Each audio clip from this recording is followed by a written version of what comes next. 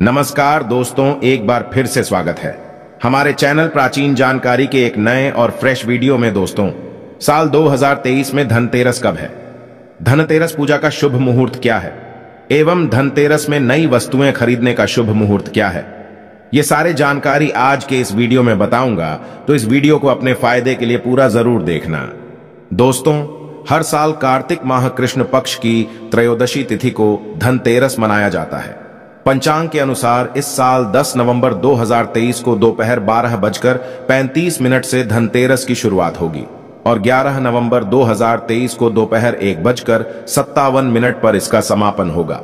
धनतेरस पर पूजा का शुभ मुहूर्त शाम 6:20 से शुरू होगा, जो कि रात 8:20 तक रहेगा। त्रयोदशी तिथि प्रारंभ 10 नवंबर 2023 को दोपहर 12:35 से शुरू होगा, जो कि अगले दिन 11 नवंबर 2023 को 1:57 में समाप्त होगा। दोस्तों, धनतेरस पर खरीदारी का शुभ समय है। धनतेरस पर सोने चांदी और बर्तन या घर का कोई भी सामान खरीदने का शुभ मुहूर्त है। दोपहर 2:35 से शाम 6:40 तक रहेगा। अगर आप इस दिन खरीदारी नहीं कर पाए तो आप अगले दिन यानी 11 नवंबर को दोपहर 1:56 तक खरीदारी कर सकते हैं, क्योंकि धनतेरस तिथि अगले दिन दोपहर तक रहेगी। दोस्तों, अब आइए जानते हैं कि धनतेरस के दिन हमें कौन कौन सी वस्तुएं खरीदना चाहिए। दोस्तों, यह जानकारी बताने से पहले आप सभी दर्शकों से छोटी सी प्रार्थना है। अभी इस वीडियो को लाइक नहीं किए हैं तो लाइक कर चैनल को सब्सक्राइब जरूर करना। दोस्तों, 5 दिनों तक चलने वाले दीपावली के महापर्व में धनतेरस का त्योहार सबसे पहले दिन मनाया जाता है और हिंदू पौराणिक मान्यता के अनुसार धनतेरस की तिथि पर भगवान धन्वंतरि का जन्म हुआ था। भगवान धन्वंतरि को आयुर्वेद और अच्छी सेहत के देवता के रूप में पूजा जाता है। दिवाली पर धनतेरस के दिन भगवान धन्वंतरि की पूजा करने से जीवन में सुख समृद्धि ऐश्वर्य और अच्छी सेहत का आशीर्वाद प्राप्त होता है। साथ ही इस दिन खरीदारी करना भी बहुत शुभ माना जाता है। धनतेरस के दिन हर तरह के शुभ कार्य प्रारंभ किया जा सकते हैं। इस दिन विशेष रूप से सोना और चांदी के आभूषण, नए बर्तन आदि खरीदे जाते हैं। धनतेरस के दिन इस प्रकार के विशेष चीज खरीदने पर मां लक्ष्मी जी का आशीर्वाद मिलता है। दोस्तों, ऐसी मान्यता है कि धनतेरस के दिन हम जिस भी वस्तु की खरीदारी करके लाते हैं उसमें 13 गुना की वृद्धि होती है। इसलिए आपको ध्यान रखना है कि कोई भी ऐसी गलती ना करें। ऐसी वस्तु खरीद कर ना लाएं जिससे कि अशुभता आ जाए। धनतेरस के दिन ये चीजें कौन सी है, खासकर मैं आज की वीडियो में आपको बताऊंगा कि आपको इन 13 विशेष चीजों में से आपको कुछ ना कुछ वस्तुएं खरीदनी ही चाहिए। अगर आप सभी 13 वस्तु न खरीद पाए तो इनमें से जो भी आपकी सामर्थ्य वह वस्तु आप घर पर खरीद कर ला सकते हैं। धनतेरस के दिन मां लक्ष्मी जी, कुबेर देवता और धन्वंतरि भगवान की पूजा करने से घर हमेशा धन धान्य सुख सुविधा और वैभव से भरा रहता है। दोस्तों, धनतेरस के दिन जो लोग सोने चांदी से बने हुए आभूषण या सोना चांदी ना खरीद पाए उन्हें भी ऐसी कुछ चीज अवश्य ही खरीदनी चाहिए। सबसे पहले वस्तु है झाड़ू। धनतेरस के दिन नई झाड़ू खरीदना बहुत शुभ माना जाता है। झाड़ू को मां लक्ष्मी जी का प्रतीक माना जाता है और ऐसा माना जाता है कि नई झाड़ू से धनतेरस के दिन पहले पूजा करके फिर उसका प्रयोग करने से घर की सारी नकारात्मक ऊर्जा दूर हो जाती है और घर में सुख समृद्धि का वास हो जाता है। अगर हो सके, समर्थ हो तो धनतेरस के दिन एक झाड़ू का गुप्त दान करना चाहिए। इसे आप मंदिर में किसी चौराहे पर या ऐसी जगह पर जहां से कोई भी जरूरतमंद व्यक्ति इस झाड़ू को उठाकर ले जाए, वहां पर आपको रख देना चाहिए। दोस्तों, दूसरी वस्तु है साबुत धनिया। धनतेरस के दिन आप कुछ लेकर आए या ना आए, साबुत धनिया तो हर कोई ला सकता है। साबुत धनिया लाकर दिवाली के दिन उसे पूजा करने के बाद अपने ही घर में क्यारी में गमले में डालना चाहिए और ऐसा करने से कहा जाता है कि घर में आपका जो भी धन है, जो भी आए हैं, उसमें बरकत होने लगती है। अगर आए दिन अनावश्यक रूप से खर्च होते हो तो उसमें भी रोक लग जाती है। दोस्तों, इस दिन नमक भी खरीद कर लानी चाहिए। नमक अगर आप ढेली वाला लाते हैं तो और भी शुभ है, लेकिन आजकल ढेली वाला नमक मिलना हर जगह पॉसिबल नहीं होता है। तो आप जो भी नमक आपको मिल पाता हो वह नमक आप इस दिन घर पर लेकर आए। धनतेरस से लेकर दीपावली के अगले दिन गोवर्धन और भाई दूज तक आप इसी नमक का प्रयोग करें और इन 5 दिनों तक लगातार आपको नमक का पोंछा भी घर में लगाना चाहिए।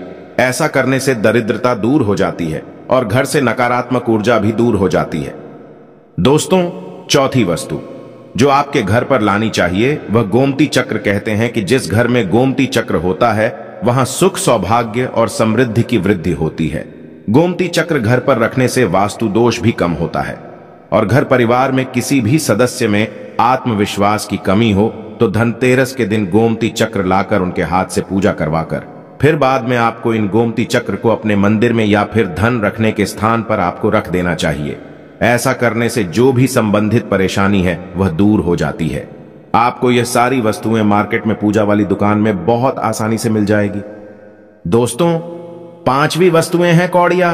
कौड़िया आपको सफेद, बुरी, पीलियां, चितकबरी मिल जाएंगे, लेकिन आपको जो कौड़िया लानी है वह या तो सफेद लेकर आए या फिर पीले रंग की कौड़ियां लेकर आए। कहते हैं जिस घर में कौड़िया होती है वहां पर मां लक्ष्मी जी हमेशा वास करती है। कौड़िया लक्ष्मी जी को आकर्षित करती है, इसलिए आज के दिन आप 5, 7, 11 या 13 कौड़ियां लाकर आप चाहे तो धनतेरस की शाम को या फिर दीपावली की रात को उनकी पूजा करके रोली, अक्षत, कुमकुम अर्पित करके फिर एक लाल कपड़े में बांधकर आपको अपने घर में जहां पर भी आप धन रखते हैं वहां रख देना चाहिए। हर साल आप इन्हीं पुरानी कौड़ियों की पूजा कर सकते हैं। हर साल आपको कौड़ियां खरीदने की आवश्यकता नहीं है। यदि आप नहीं कौड़ियां खरीदना ही चाहते हैं तो पुरानी कौड़ियों को अब जल में प्रवाहित कर दें। दोस्तों, छठी वस्तु है श्री यंत्र। श्री यंत्र खरीदते समय देख लीजिएगा कि उस पर सभी चिन्ह, सभी जो भी निशान होते हैं वह अच्छे से अंकित होनी चाहिए। श्री यंत्र जिस घर में होता है, नियमित रूप से श्री यंत्र की पूजा जी घर में होती है, वहां पर भी कभी धन का अभाव नहीं रहता। श्री यंत्र की उत्पत्ति को लेकर धार्मिक पुराणों में उल्लेख मिलता है कि एक बार महालक्ष्मी जी प्रसन्न होकर पृथ्वी से वैकुंठ लोक चली गई। माता के रुष्ट हो जाने से धरती पर समस्याएं प्रकट हो गई। ब्राह्मण और महाजन बिना लक्ष्मी जी के निर्धन हो गए। दोस्तों, तब ब्राह्मणों में श्रेष्ठ वशिष्ठ मुनि ने निश्चय किया कि मैं लक्ष्मी जी को प्रसन्न कर पृथ्वी पर वापस ले आऊंगा। जब मुनि वशिष्ठ बैकुंठ में जाकर मां लक्ष्मी जी से मिले तो उन्हें पता चला कि मां लक्ष्मी जी तो अप्रसन्न है और वह किसी भी स्थिति में पृथ्वी पर आने को तैयार नहीं है। तब वशिष्ठ जी ने वहीं पर बैठकर भगवान विष्णु की आराधना शुरू कर दी। नारायण ने प्रसन्न होकर मुनि वशिष्ठ को अपने दर्शन दिए। वशिष्ठ जी ने श्री हरि विष्णु से कहा कि हम पृथ्वी पर बिना लक्ष्मी जी के बहुत दुखी, हमारे सारे आश्रम उजड़ गई, धरती पर वैभव खत्म होने वाला है। यह सुनकर भगवान विष्णु वशिष्ठ मुनि को साथ लेकर मां लक्ष्मी जी के पास गए और उन्हें मनाने की कोशिश की, लेकिन फिर भी मां लक्ष्मी जी नहीं मानी। तब उन्होंने कहा कि मैं किसी भी स्थिति में पृथ्वी पर वापस जाने को तैयार ही नहीं। जब चारों दिशाओं में मां लक्ष्मी जी के पृथ्वी पर वापस न आने की बात फैल गई, तब देवताओं की गुरु बृहस्पति जी ने एक युक्ति सुझाई। उन्होंने कहा कि अब श्रीयंत्र साधना ही एकमात्र उपाय बचा है, जिस मां लक्ष्मी जी को धरती पर आना ही पड़ेगा। गुरु बृहस्पति जी के निर्देशों से श्रीहरि ने धातु पर श्री यंत्र का निर्माण किया और उसे मंत्र सिद्ध प्राण प्रतिष्ठा युक्त करते हुए दीपावली के 2 दिन पूर्व धनत्रयोदशी को श्री यंत्र पर स्थापित करके विधि विधान से उसका पूजन किया। पूजन समाप्त होते होते माता लक्ष्मी जी को वहां आना ही पड़ा और वह बोली कि मैं किसी भी स्थिति में यहां आने के लिए तैयार नहीं थी। यह मेरा प्राण था, परंतु बृहस्पति जी की युक्ति से मुझे आना ही पड़ा। श्री यंत्र मेरा आधार है और इसी में मेरी आत्मा भी बसती है। यही कारण है कि धनतेरस के दिन श्री यंत्र खरीदना चाहिए और अपने घर में स्थापित करना चाहिए। अगर आप चाहते हैं आपके घर में साक्षात मां लक्ष्मी जी का वास सदा बना रहे, पूरे वर्ष भर आपके घर में धान की कोई कमी ना रहे, आपको कभी कर्ज लेने की नौबत ना आए, तो ऐसे में धनतेरस की शाम को आप 13 दीपक घर के अंदर और 13 दीपक घर के बाहर जलाएं। ऐसा करने से भी मां लक्ष्मी जी का आशीर्वाद प्राप्त होता है। और धनतेरस के दिन 8वीं जो वस्तु है वह आपको मिट्टी के दीपक जरूर खरीद कर लानी चाहिए। मिट्टी के दीपक आप अपनी सामर्थ्य के अनुसार खरीद कर ला सकते हैं। अगर हो सके तो किसी जरूरतमंद को, जहां पर धन का अभाव हो, ऐसे घर में आप मिट्टी के दीपक का तेल सहित और बाती रुई सहित दान भी कर सकते हैं। 9वीं वस्तु है जो आपको खरीद कर लानी चाहिए, वह है लक्ष्मी जी और गणेश जी की मूर्ति। वैसे तो मिट्टी की मूर्ति ही घर पर लाना शुभ होता है, लेकिन यदि आप मिट्टी की मूर्ति ना लाना चाहे तो धातु की मूर्ति, जैसे कि आप चांदी की, सोने की, पीतल की मूर्ति भी घर पर ला सकते हैं। दोस्तों, अगर आपके पास पहले से ही मूर्तियां हैं तो आज जरूरी नहीं है कि हर दीपावली पर मूर्ति खरीदी। धातु की मूर्तियां हैं तो हर साल आप मूर्ति ना खरीदें। लेकिन मिट्टी की मूर्ति है तो उनका विसर्जन कर आपको धनतेरस के दिन नई मूर्तियां लाकर उनकी पूजा विधि विधान से करनी चाहिए। धनतेरस के दिन खरीदी गई नई मूर्तियां की पूजा आपको दीपावली की शाम को करनी चाहिए।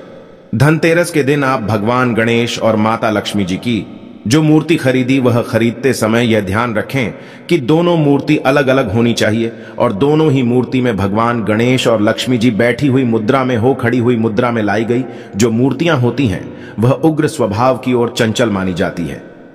दोस्तों, अगर आप खड़ी मुद्रा वाली मूर्तियां लेकर आते हैं तो ऐसे में धन का भाव आपके घर में लगातार बना रह सकता है और आपको ध्यान रखना है कि जो मूर्ति आप लेकर आए वह कहीं से भी खंडित ना हो, टूटी भी ना हो।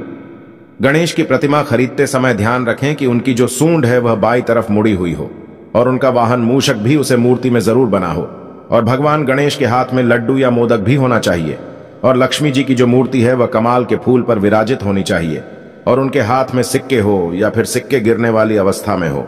ऐसी मूर्तियां घर पर लाना बहुत शुभ होता है। इसी तरह के और भी जानकारी पाने के लिए हमारे चैनल प्राचीन जानकारी को सब्सक्राइब करना न भूलें और हाँ, वीडियो को ज्यादा से ज्यादा शेयर करें। आपकी एक शेयर किसी की जीवन में खुशहाली ला सकता है। धन्यवाद, नमस्कार और थैंक्स फॉर वॉचिंग माय